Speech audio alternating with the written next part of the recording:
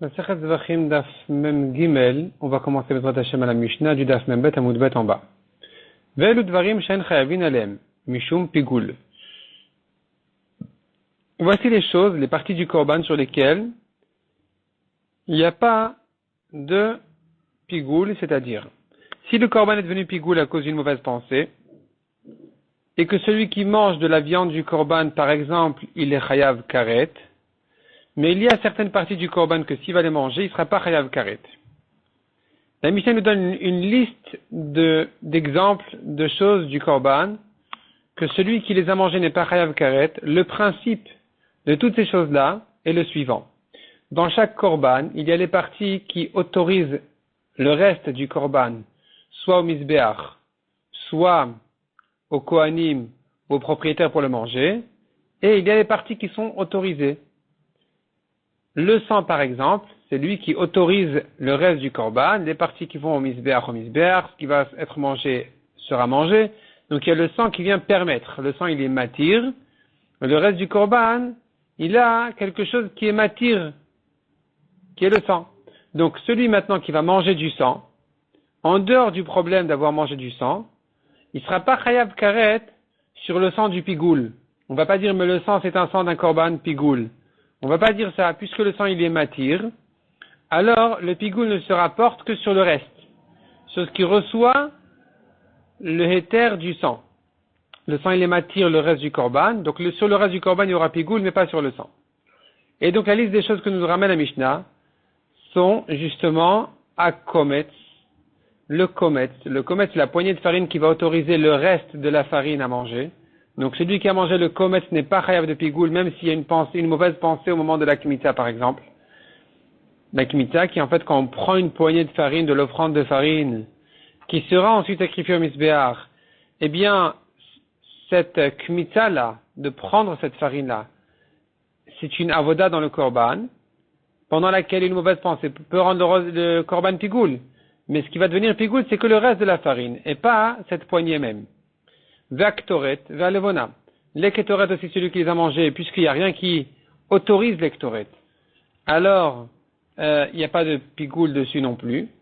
Ve'alevona. La levona, c'est ce qui permet le reste de la mincha, de l'offrande de farine. Et donc, puisque la levona elle-même, il n'y a rien qui la permet, c'est au contraire elle qui permet le korban, alors il n'y a pas de pigoul sur elle. Ou minchat kohani ou minchat kohen mashiach. Ce sont des menachot, ce sont des offrandes de farine, qui n'ont pas une partie, qui n'ont pas un kometz qui va autoriser le reste. Donc il n'y a pas ici un reste qui peut recevoir le pigoul, puisque c'est une mincha qui est entièrement au Mizbeach. La mincha d'un Kohen, elle est entièrement faite au Mizbeach. La mincha du Kohen Gadol, mincha de Kohen Mashiach, donc c'est la mincha du Kohen Gadol qui fait tous les matins, tous les soirs. Cette mincha-là aussi, il n'y a pas une partie qui autorise le reste, il n'y a pas une partie qui est autorisée par une autre, donc ici, il n'y a pas de pigoul. Ve'adam, le sang du korban, comme on a dit, celui qui l'a mangé n'est pas chayav de pigoul. Ve'anesachim habayin bifnei atzman, divrei Rabbi Meir. Nesachim habayin bifnei atzman, c'est-à-dire comme ça. Les nesachim, en général, c'est le vin et la farine qui viennent accompagner le korban. Si ça vient accompagner le korban, alors c'est autorisé avec le korban. Donc il y a eu un pigoul dessus. Apparemment. Mais, si ça vient tout seul, celui qui fait les nesachim tout seul, sans korban, alors, ici, les nesachim sont faits entièrement Mizbeach, il n'y a rien qui les autorise. Par exemple, quelqu'un qui a fait un don de nesachim, ou bien des nesachim qui viennent à cause du korban, mais qui n'ont pas été amenés le jour même, qui ont été amenés plus tard, une semaine, un mois plus tard, il a fait les nesachim. Dans ce cas-là, c'est pas le korban qui les a autorisés. Donc ici, s'il y a eu un pigoul, on n'est pas chayav sur ces nesachim là, parce qu'il n'y a pas une partie qui autorise le reste. Selon Rabbi Meir. Chachamim omrim, af habayin im habehema. Chachamim vient dire, même les nesachim qui viennent avec le korban même, le jour même, malgré que tu pourrais dire c'est le korban qui autorise les nesachim, on ne dit pas qu'à cause de ça, donc les nesachim n'ont pas de pigoul. Pardon, on ne dit pas qu'à cause de ça les nesachim auront un pigoul. Au contraire, puisque les nesachim peuvent être faits indépendamment du korban aussi, alors ils n'ont pas de pigoul du tout. Donc même s'il a une mauvaise pensée sur le korban, il a mangé ensuite les nesachim, le vin, il a mangé ensuite la farine, il n'est pas chayav karet en tant que pigoul. Encore un exemple, log shemen shel metzora. Le metzora doit faire son korban hacham, puis ensuite, il prend un log, à peu près un demi-litre, d'huile, qui va servir pour la suite de sa avoda, il va asperger, il va mettre sur les pouces, il va mettre sur le metzora pour le purifier. Cette huile, est-ce qu'elle devient pigoule en même temps que le korban? Celui qui va manger de cette huile-là sera chayav karet ou pas? S'il y a une mauvaise pensée sur le korban hacham. Alors Rabbi Shimon Omer en chayavin alav mishum pigoule. Selon Rabbi Shimon, il n'y a pas de pigoule dessus parce que ça peut être fait indépendamment du korban. On peut le faire après le korban.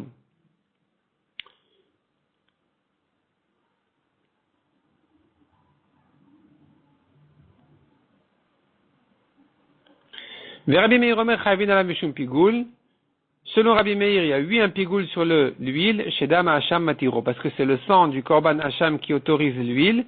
Donc, puisqu'il y a une partie du korban qui l'autorise, alors il y a un pigoule dessus.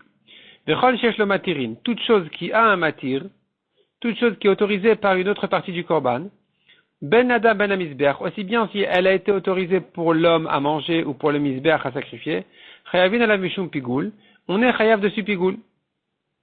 Aola. Concernant le korban Ola, malgré que le Ola est fait entièrement misbéach, il y a quand même une partie du korban qui autorise le reste. Comment ça? Dama matir et besar al misbéach.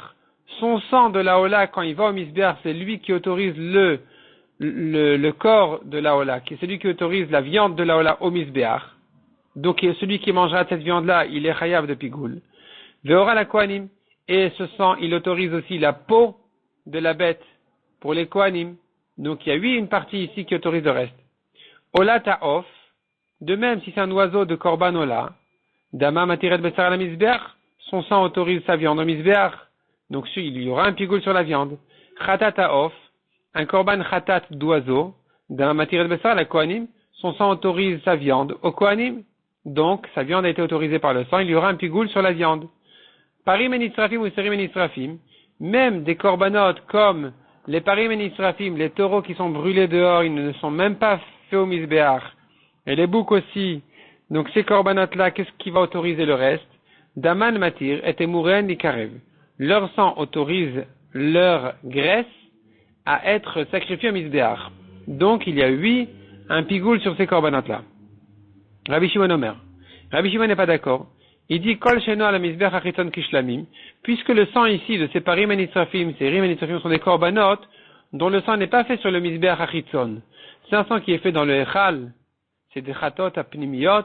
C'est un sang qui est fait dans le echal, qui est aspergé dans le echal devant la parochet. Et donc ça ne ressemble pas au korban shlamim sur qui la Torah a ramené la mitzvah du pigoul, enfin l'interdiction du pigoul. Donc en chayavin alav mishum pigoul, il n'y a pas du tout de pigoul dans ces espèces de corbanotes qui n'ont pas été faits sur le misbéach achiton. Amar Oula. Oula vient avec un nouveau chidouche. Et il dit, Kometz pigoul, she'elo al gabé misbéach. Un kometz de farine, cette poignée de farine, le kometz qui est la partie de la mincha qui va au misbéach, qui était pigoul. She'elo al gabé misbéach. Dès qu'il l'a fait au misbéach, Paka pigoulo mimenu. Son pigoul a sauté de lui. Et où là il s'explique, on ne sait pas en quoi le pigoul a sauté du kometz, mais avant ça, où là il donne sa preuve, son raisonnement. Imacherim mevil de pigoul. Si le kometz peut rendre le reste du korban pigoul, ou atmo le kol sheken, n'est-ce pas que lui-même il est capable de se rendre pigoul? Et c'est pour ça que je dis que son pigoul a sauté de lui. Maïkamar, qu'est-ce qu'il veut dire par là ou là? Il commence par dire le pigoul a sauté, et il donne une raison que le pigoul n'a pas sauté. On ne comprend pas ce qu'il veut dire. Achikamar, la Gemara propose une explication aux paroles de Oula. Imenomit kabel, si le kometz n'est pas accepté au misbéach, et achmevi acherim des pigoul, comment peut-il rendre le reste de la mincha pigoul? Si tu considères qu'il est rejeté du misbéach, donc c'est comme s'il n'avait pas été fait, donc il n'y a pas eu de pigoul. Donc pour dire que le reste de la mincha devient pigoul, il faut dire que le kometz est accepté au misbéach en tant que pigoul. Et c'est ça ce qu'il dit, puisqu'il rend le reste pigoul, c'est sûr qu'il s'accepte en tant que pigoul. Il s'accepte au misbéach, mais il est pigoul. Maïka Mashmalan. Qu'est-ce que ça veut dire donc que le pigoul a sauté? Dans quel sens? Quelle est la nafkamina? En quoi pratiquement on va voir que le pigoul a sauté quand il est arrivé au misbeach? I de en chayavin alav mishum pigoul. Si c'est pour me dire que sur le komet, celui qui l'a mangé, il n'est pas chayav de pigoul. Tanina, on l'a déjà pris dans notre Mishnah. Elu dvarim shen chayavin alav mishum pigoul. Voici les choses sur lesquelles on n'est pas chayav de pigoul. À komet, celui qui a mangé le komet lui-même, il n'est pas chayav de pigoul. S'il a mangé le reste de la mincha qui était pigoul, il est chayav. Mais s'il a mangé le komet, il est pas tour. Vaktoret va levona. S'il a mangé des ktoret ou de la levona qui n'a pas une partie du korban qui l'autorise, au contraire celle qui autorise le reste, ou minchat kohen ou minchat kohen mashiach, ou bien la mincha d'un kohen ou d'un kohen gadol, qui elle aussi n'a pas une partie qui autorise le reste, au contraire elle va entièrement misbeach, donc il n'y a pas de pigoul dessus. Ou minchat nesachim, il faut effacer ces mots-là selon Rashi dans la Mishnah, vehadam et le sang. Donc sur toutes ces choses-là, il n'y a pas de pigoul. Donc j'ai déjà appris que sur le komet, il n'y a pas de pigoul. Qu'est-ce qu'il vient me dire? Oula, oui, le pigoul a sauté du komet. Même s'il n'a pas sauté du komet, de toute façon, on n'est pas chayav sur le komet. Et là répond la Gemara, Deimalu lo yerdu. On a dit que le pigoul a sauté pour te dire que s'il est monté au misbeach, tu le laisses là-bas. Malgré qu'il n'est pas saoul, si quand même il est déjà monté au misbeach, il ne va pas redescendre du misbeach. On ne va pas le rejeter. La Gemara dit, mais ça aussi, Tanina, on l'a déjà appris. Halan, c'est une Mishnah qui dit, Halan, un korban qui est pas saoul parce qu'il a passé la nuit, il n'aurait pas fallu le monter au misbeach. Ve'ayote ou qu'il est sorti de la Hazara. Ve'atame, ou bien un korban tamé. Ve'shenishrat chutizmano ve'chutim komo, ou bien un korban qu'on a fait la shrita avec une mauvaise pensée de le faire demain ou dehors. Imalu lo yerdu. S'ils sont montés quand même au misbeach, ils vont pas redescendre. Donc c'est une Mishnah où là n'a pas besoin de me dire qu'un komet pigoul, le pigoul a sauté s'il est monté au misbeach. S'il est monté au misbeach, j'ai déjà appris de cette Mishnah qu'un korban qui a été fait avec une mauvaise pensée, s'il est monté, il redescend pas? Qu'est-ce que m'apprend Oula ici? Vela, Oula viendrait me dire, des miardou yalu. Même s'il est descendu du misbeach, il faut le remonter. Hanamit Nina, ce cas-là aussi a été ensuite traité dans la Mishnah, où on voit le contraire, que s'il est descendu, il ne remonte pas. La Mishnah dit là-bas, Keshem Shimalu lo yerdu, de la même manière que je te dis, s'il est monté, il ne redescend pas, car imirdu lo yalu. De la même manière, je te dirais que s'il est descendu, il ne remonte pas. Donc c'est faux de dire que le pigoul a sauté et que tu le remontes. Répond la Gemara, le tricha de quel cas il s'agit, chez Mashla ben Aour. Il a commencé à brûler un peu au misbeach, et il est descendu. Là, on dira que le pigoul a sauté et il remonte. Hanami amara oula chadazimna. Cette halakha aussi, nous l'avons déjà apprise de Oula. Il n'a pas besoin de me la répéter ici. De Amar Oula loshan oula shelom ashla ben Aour. Oula a dit, tout ce qu'on dit que si c'est descendu, tu ne remontes pas, c'est que si ça n'a pas commencé à être brûlé par le feu du misbeach. Aval mashla ben Aour yalu. Mais si ça commence à être brûlé par le misbeach, alors tu le remontes.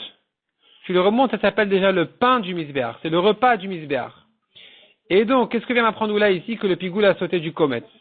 Si c'est pour me dire que ça a déjà été brûlé un peu par le misbeach, tu le remontes au misbeach même s'il est descendu. Je l'ai déjà appris par ailleurs. Répond la Gemara. Maoudetema, tu aurais pu croire.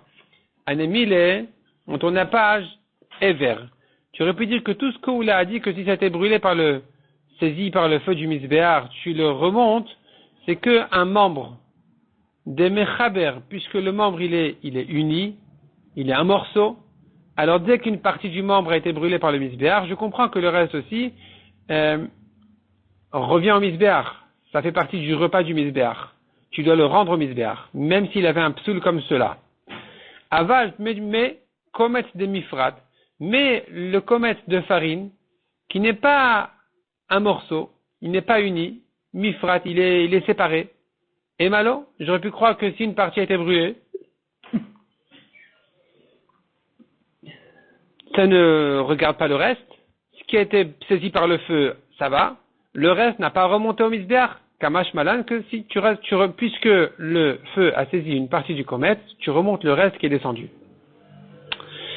Amar Ravachai. Ravachai apprend de là une halakha. Il te dit non seulement si c'était en haut et que c'est descendu, une fois que c'était saisi par le feu du misbeach, tu remontes, mais mieux que ça encore. Hilkar. Donc, d'après ce qu'on vient de dire, que tu considères le komet comme un, et pas comme décomposé.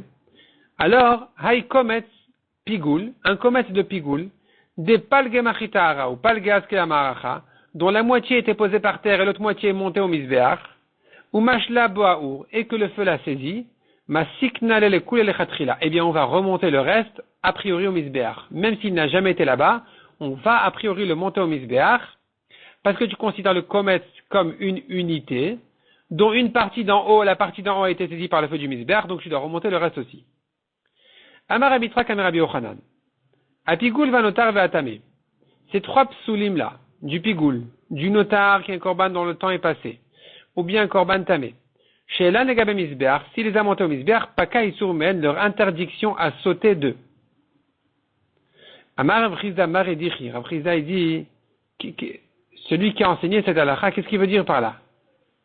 Misbeach mikve tara. Est-ce possible de dire une chose pareille? Qu'un korban tamé qui est monté au misbeach, tu dis, ça y est, l'interdiction à sauter. Est-ce que le misbeach est un mikvé de purification? C'est tamé, c'est resté tamé. En quoi ça aide que c'est arrivé au misbeach? Amar Abizera Shemashla Ben Aour. Il s'agit que le feu a saisi une partie du korban. Donc je considère que ça fait déjà partie du repas du misbeach. Donc tout le psoul de ce korban a sauté. Et que donc c'est comme si maintenant il n'y avait plus de issour de Touma. Metiv Rabitrak Barbisna, il objecte. Acherim Omrim. C'est une braïta qu'on verra ensuite, plus tard en bas de la page.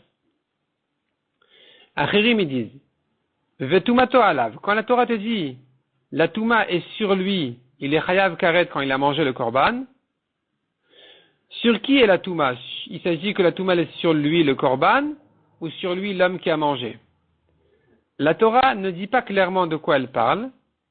Viennent Acherim et font une dracha en disant, il s'agit que la Touma est sur l'homme. Un homme tamé qui a mangé du korban, il est chayav. Il est chayav karet. On ne parle pas que le korban était tamé. Dans ce cas-là, il n'y a pas de karet. Un homme taor qui a mangé un korban tamé n'est pas chayav de karet, même si c'est interdit. Un homme tamé qui a mangé du korban taor, il est chayav karet. Quand la Torah te dit vetumato alav, sa touma est sur lui, elle te parle de lui, de l'homme, pas de lui du korban. D'où je sais. Alors Acherim me disent, puisque tu me dis sa touma, elle est posée sur lui, elle est sur lui, je comprends qu'elle pourrait se retirer de lui. De qui il s'agit donc? D'un homme. Mishetuma porachat mimenu, il s'agit d'une touma qui peut sortir de l'homme, de lui. C'est l'homme. Il y a tabasar shentuma porachat mimenu. Et pas la viande du korban qui ne peut pas se débarrasser de sa touma. Veimita, et si il a raison Rabbi Yochanan, alors, aretuma porachat mimenu les deaour, la touma peut sauter du korban avec le feu. Le feu du misbeach fait sauter la touma. Donc c'est une objection pour Rabbi Yochanan, tu vois de là, que la touma ne peut pas sauter de la viande du korban. Amar Rava et demi-kveke amrinan. Rava il dit non, l'homme peut se purifier et faire sauter sa touma en allant mikvé, mais pas la viande. La Gemara demande mi des mikvektiv, est-ce que la Torah t'a parlé de mikvé? Elle t'a dit sa touma est sur lui. Donc tu comprends qu'il s'agit de quelque chose qui peut se débarrasser de sa touma, donc l'homme. Et pas la viande qui ne peut pas se débarrasser de la touma de n'importe quelle manière. On t'a pas parlé de mikvé. Si la viande du korban peut se débarrasser avec le feu du misbeach, eh bien, il pourrait répondre à la définition du pasouk. La touma est sur lui, mais il peut s'en débarrasser, peu importe de quelle manière. Et la mara papa, shlamim askinan. Il répond à papa, en fait, il s'agit ici de la viande d'un korban shlamim. La viande d'un korban shlamim n'est pas concernée du tout par le feu du misbeach. De l'ochazil akrava, elle n'est pas destinée à être sacrifiée du tout. Donc le feu du misbeach ne peut pas purifier la viande du shlamim, il n'est pas concerné par ce feu-là. Mais s'il s'agit d'un korbanola, alors effectivement, puisqu'il doit arriver au feu, le feu purifie la touma de cette viande, le feu du misbeach. Ravina Amar, Ravina il explique autrement. Il dit, Vetumato alav, quand on te dit la touma elle est sur lui, tu comprends Mishetuma porachat mimenu, que donc il s'agit de quelqu'un dont la touma peut se sauter de sur lui. Il s'agit de l'homme et pas de la viande. Pourquoi? Parce que la touma, elle peut sauter de lui, keshehu shalem, quand il est entier. La touma, elle est sur lui maintenant, et elle aurait pu sauter de sur lui tel quel, entier, comme un homme, qui peut se débarrasser de la touma quand il est entier en se trempant au mikvé. Il y a tabassar, tandis que la viande, c'est vrai que la touma peut sauter avec le feu, mais elle sera plus entière, la viande. Davar shen tuma poachat kshu shalem. La touma ne peut pas sauter de la viande quand elle est entière. Et la kshu chaser, mais que quand elle manque. C'est que quand elle commence à se diminuer avec le feu, que là, la touma, elle peut sauter. Donc, le pasuk ne parle pas de ça parce que le pasuk te parle d'une touma qui peut sauter de lui quand il est encore entier.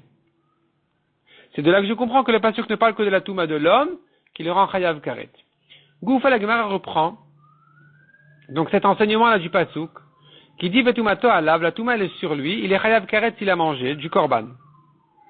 De qui il s'agit ici que tu me dis la touma elle est sur lui l'homme ou lui le korban? Betumata goufa katuv medaber, il s'agit de la touma sur l'homme. Ata omer betumata gouf, oena la betumat basar, tu dis de l'homme, peut-être que non, il s'agit de la viande. Dans la conjugaison, la traduction simple dans le pasuk, il y a lieu de se tromper, de dire que il s'agit de la viande et pas de l'homme, parce que l'homme est exprimé dans ce pasuk au féminin. La Torah nous dit venefesh, et une âme qui a mangé, une âme qui mange. Donc c'est exprimé au féminin. Alors que tumato alav, la touma est sur lui, c'est au masculin. Donc il s'agit peut-être de la viande, qui est masculin dans le pasuk, basar.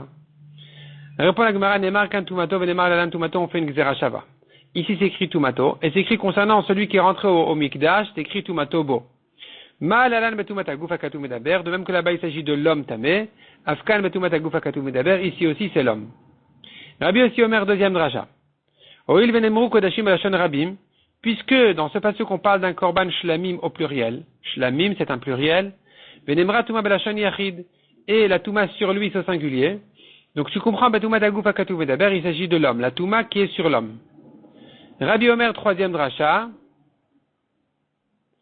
Ve'achal, le pasuk après parle clairement de la touma de l'homme, d'un homme tamé qui a mangé. Betuma tagufa katu medaber. Donc puisque le pasuk d'après te parle de la touma de l'homme, ici aussi c'est la touma de l'homme, on verra dans la Gemara ensuite pourquoi. Donc c'est comment ça marche. Acherim amrou, et enfin encore une quatrième dracha qui est celle qu'on a vue juste au-dessus, qui avait été ramenée juste au-dessus. Vetumato alav, quand la Torah te dit la touma, sur lui tu comprends qu'elle peut le quitter. Mishetuma poachat mimenu, c'est quelqu'un qui, la touma peut sauter de sur lui. Yalta basar shen touma poachat mimenu, mais pas la viande dont la touma ne peut pas sauter de sur lui. Amarmar, la Gemara reprend le dracha de Rabbi. Rabbi Omer ve'achal betumat agufa katu medaber, le pasuk suivant te dit il a mangé alors qu'il est tamé, donc il s'agit de la touma de l'homme. Maï mashma, comment tu déduis de là que notre pasuk aussi de tumato alav aussi parle de la touma de l'homme? Amarava. Kolkra de la mefaresh le ravitrak baravoudimi. Rava dit, tout pasuk qui n'est pas interprété par ravitrak baravoudimi. Vechol matnita de la mefarshala Rav Zeiri. Et toute braïta qui n'est pas expliquée par Rav Zeiri, l'omi farsha, n'est pas expliquée correctement. Et c'est-à-dire, tu ne peux pas expliquer le pasuk autrement que Ravitrak baravoudimi et la braïta que Rav Zeiri. Notre pasuk, comment on l'explique? Achiyama Ravitrak baravoudimi, ainsi l'a dit Ravitrak. Ho'ilu patara katuv velashon ekeva, vesiem velashon ekeva, velashon zachar be'emsa. Ce pasuk commence au féminin, se termine au féminin, et au milieu, il passe au masculin. Il dit venefesh, c'est une âme, c'est féminin. Et la fin du pasuk se termine aussi par un féminin. Et au milieu, c'est écrit tumato alav au masculin. Anefesh tochal basar, c'est un féminin. Elle termine par venir reta anefeshai, c'est à nouveau un féminin. Au milieu, tu dis tumato alav, c'est un masculin. Donc tu serais gêné de dire qu'il s'agit de l'homme, parce que l'homme est écrit ici au féminin, on te dit nefesh, l'âme d'un homme, c'est un féminin. Et au milieu tout d'un coup on te parle de la touma qui est sur lui au masculin, donc ça nous laisserait entendre qu'il s'agit de la viande qui est un masculin, bassar. Alors, sur ça on te ramène le pasuk suivant, qui est aussi exactement comme ça. Il est formulé de la même manière.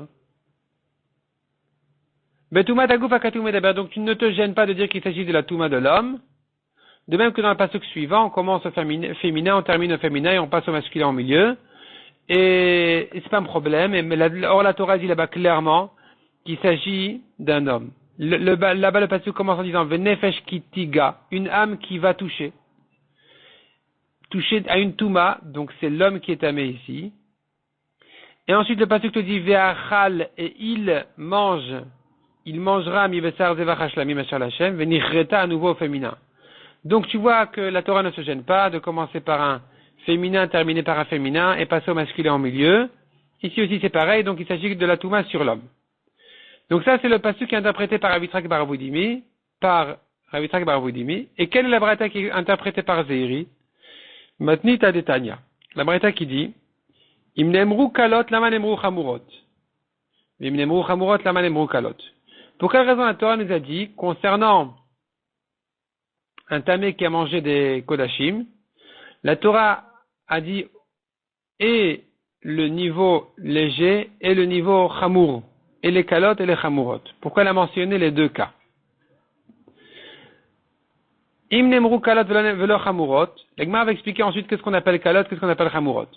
D'abord, la Braïta nous dit comme ça. Si c'est écrit que kalot, les cas légers, Haïti Omer, j'aurais dit, à la kalot belav, à la chamurot de mita. Sur les cas légers, il est chayav malkout, comme un lav, une mitzvah négative, une interdiction de la Torah.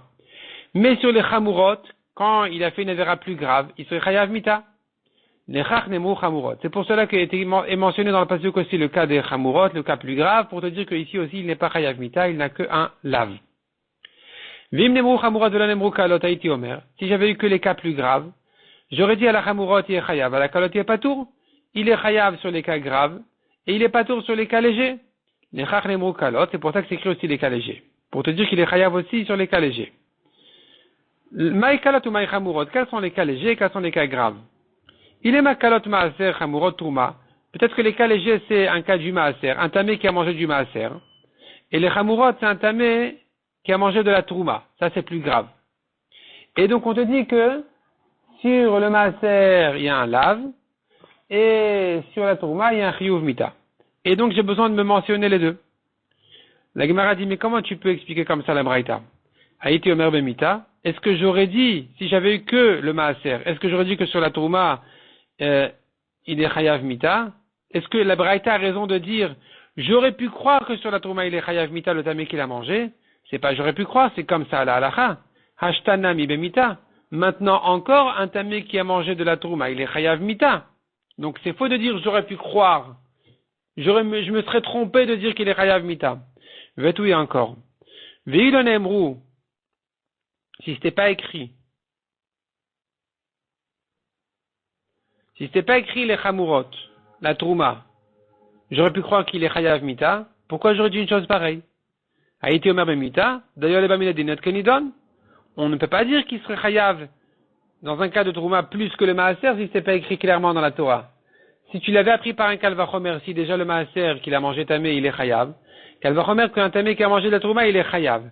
Tu ne peux pas m'ajouter un chiyuv plus grand que du maaser parce que d'ailleurs les baminadin doit se suffire celui qui a été ramené par le raisonnement, liot kenidon, d'être comme sa source, comme sa preuve. Donc il ne peut pas être pire que le maaser s'il n'est pas écrit clairement dans les psukim, que tu ne l'apprends que d'un kalvachomer. Donc comment tu me dis que si c'est écrit que les calottes, que donc le maaser, j'aurais pu croire que la tourma elle est en chiyuv mita. Comment j'aurais dit une chose pareille? Et là, donc il faut dire autrement. Kalot tumat cheret chamurot tumat met. Kalot, il s'agit d'une touma légère. C'est la touma d'un reptile. Chamurot, c'est une touma plus grave, qui est la touma du mort. Ou bemaï, de quel cas il s'agit? Qu'est-ce qu'il a mangé ce tamé? Ibet trouma, il a mangé de la trouma, il dit ou bemita. Il est chayav mita aussi bien s'il était tamé pour un reptile que tamé pour un mort. Vetou et encore. Tu me dis les karnemou chamurot. C'est pour ça que c'est écrit chamurot des belav. Pour que tu saches que il n'y a pas de chiyuv mita dessus. Si tu aurais pu croire qu'il est chayav mita, on te dit non, il n'y a pas de chiyuv mita. La Gemara dit mais c'est faux. Abe mitai, un tamé de n'importe quel niveau de touma qui a mangé de la trouma, il est chayav mita. Donc il ne s'agit pas de la trouma ici. V'ibe achilat maaser, s'il s'agit du maaser, alors comment tu me dis Imlon emru chamurot, que si j'avais pas eu le cas de la touma plus grave, a été omer à la chamurot de mita. J'aurais pu croire qu'il est chayav mita, qu'il serait chayav mita dans le cas où il était tamé pour un mort, et qu'il a mangé du maaser. Comment j'aurais pu dire une chose pareille? Ha mitu macheres keatia, puisque on apprend ce cas de la touma du mort qu'en se basant sur la touma du reptile, alors j'aurais pas pu ajouter une plus grande choumra que dans le cas du reptile. C'est vrai que j'aurais pu la prendre par un kalvachomer, mais pas augmenter son chiyuv. Et donc, vedayo leba minadin, liot kanidon, doit se suffire celui qui a été appris par un kalvachomer d'être comme sa preuve, sa source. Donc, puisque tu ne la prends que de la touma de Sheretz, il ne peut pas la dépasser. Si dans Sheretz, il n'est pas chayav mita, ici non plus, comment tu aurais pu croire qu'il est chayav mita? Amar Zeiri, et c'est sur ça que Zeiri vient nous aider. C'est sur cette braïta qu'on a dit que sans Zeiri, tu ne peux pas la comprendre. Kalot tumat Sheretz, chamurot tumat met. C'est vrai que quand on te parle d'un cas léger, c'est la touma du Sheretz. Et d'un cas grave, c'est la touma d'un mort. Ve'achike amar. Mais la braïta, elle se raisonne comme ça. Ilou nemar tumat Sheretz ve nemar maaser. Si on avait eu que le cas de la touma du Sheretz, du reptile, qui est une touma légère, et qu'on t'avait dit que dans le cas du maaser, un tamé comme celui-là, il est chayav malkout, c'est un lave, ou trouma, et que je t'avais dit aussi concernant la trouma que dans ce cas-là, il est chayav mita. Un tamé d'un Sheretz, pour le maaser, il est chayav mishum lav, et pour trouma, il est chayav mita. Velon emra tumatmet, et que la Torah ne nous avait pas du tout mentionné le cas de tumatmet. Aïti Omer, j'aurais dit, kalot à la kalot belav, une touma légère pour une mitzvah légère comme le maaser, c'est interdit en lave, c'est une interdiction. Ve'ala la chamurot bemita, et cette même touma légère là, dans un cas plus grave comme la trouma, il est chayav mita. Et donc j'aurais dit comme ça, oumi des kalot à la chamurot bemita, de la même manière que une touma légère pour un kodesh grave, comme la trouma, il est chayav mita. Alors, de la même manière, dans le cas inverse, chamurot nami à la kalot de mita, une touma grave pour un cas léger, donc la touma d'un mort et qu'il a mangé du maaser, il serait aussi chayav mita. Nechach nemru chamurot. C'est pour ça que la Torah nous a dit que, non, pour la touma, il est chayav mita, peu importe quelle est sa touma, et pour le maaser, il n'est chayav que d'un lave, peu importe aussi quel est le niveau de sa touma.